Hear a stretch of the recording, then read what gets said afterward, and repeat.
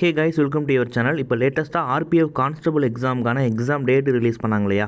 இந்த டேட்டில் வந்து எக்ஸாம் இருக்கும் அப்படின்னு சொல்லிட்டு, அதாவது மார்ச் 2லேருந்து மார்ச் 20 வரைக்கும் எக்ஸாம் இருக்கும் அப்படின்ற மாதிரி சொன்னாங்க. ஸோ இப்போ வந்து exam city and date and intimation link வந்து இப்போ ஆக்டிவேஷன் பண்ணியிருக்காங்க. அது எப்படி செக் பண்ணுறது அப்படின்றத இந்த வீடியோவில் வந்து பார்க்கலாம். இது ஆர்ஆர்பி போபால் வெப்சைட்டில் அப்டேட் பண்ணியிருக்காங்க. ஃபியூச்சரில் வந்து ஆர்ஆர்பி சென்னை வெப்சைட்டில் அப்டேட் வந்து பண்ணிடுவாங்க. போபால் வெப்சைட் நீங்கள் விசிட் பண்ணிங்க அப்படின்னா வந்து டாப்லேயே உங்களுக்கு வந்து கொடுத்துருப்பாங்க. ஆர்பிஎஃப் ஆப்ஷனை வந்து கிளிக் பண்ணிக்கோங்க. ஃபஸ்ட்டு 2 ஆப்ஷன் இருக்கும். செகண்ட் ஆப்ஷனை கிளிக் பண்ணிக்கோங்க. கிளிக் பண்ணிங்க அப்படின்னா நெக்ஸ்ட்டு உங்களுக்கு ஒரு பேஜ் ஓப்பன் ஆகும். இதில் ஃபஸ்ட்டு லிங்கே உங்களுக்கு வந்துருக்கும் 21/2/2025. ஸோ இப்போ லேட்டஸ்ட்டாக அப்டேட் பண்ணது தான்.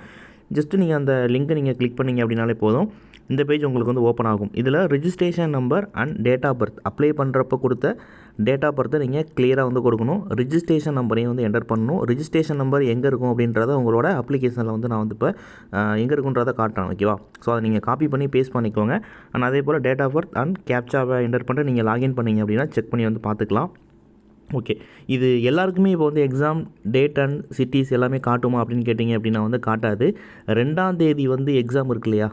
2ஆம் தேதி எக்ஸாம் ஸ்டார்ட் பண்ணி 20ஆம் தேதி முடியுது, மார்ச் மந்த். ஓகே, 2ஆம் தேதி அப்படிங்கிறது இன்னையிலேருந்து 10 நாள். அப்படிங்கும்போது 2ஆம் தேதி யாருக்கெல்லாம் எக்ஸாம் இருக்கோ இன்றைக்கி வந்து செக் பண்ணி பார்த்துக்கலாம். அதாவது இன்றைக்கி டேட்டு வந்து பிப்ரவரி 21, இன்னையிலேருந்து 2ஆம் தேதின்றது 10 நாள்.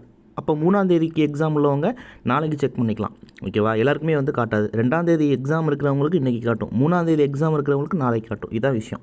கைஸ், இதான் வந்து அப்ளிகேஷன், ஓகேவா? ஸோ நீங்கள் அப்ளை பண்ணதுக்கப்புறம் உங்களுக்கு வந்து நீங்கள் ப்ரௌசிங்கில் பண்ணாலும் சரி, இல்லை நீங்கள் பண்ணாலும் சரி, நீங்கள் பிடிஎஃபாக சேவ் பண்ணி வச்சுருப்பீங்க இல்லையா? அதில் டாப்பில் வந்து பார்த்தீங்கன்னா உங்களுக்கு வந்து ரிஜிஸ்ட்ரேஷன் நம்பர் அப்படின்னு சொல்லிட்டு இருக்கும், ஓகேவா? ஸோ ஸ்டார்டிங்கே பார்த்தீங்க அப்படின்னா உங்களுக்கு ஆர்பிஎஃப் அப்படின்னு சொல்லி ஸ்டார்ட் ஆகும், ஓகேவா? இதை நீங்கள் காப்பி பண்ணி அப்படியே அங்கே பேஸ்ட் பண்ணிக்க வேண்டியதான், ஓகே? அதேபோல் உங்களோட டேட் ஆஃப் பர்த் எல்லாமே நீங்கள் கிளியராக பார்த்து என்டர் பண்ணிவிட்டு நீங்கள் டேரெக்டாக லாகின் பண்ணி செக் பண்ணிக்கலாம். ரொம்ப ஈஸியாக நீங்கள் வந்து உங்களோட சிட்டி அண்ட் இன்டிமேஷனை செக் பண்ணிக்க முடியும்.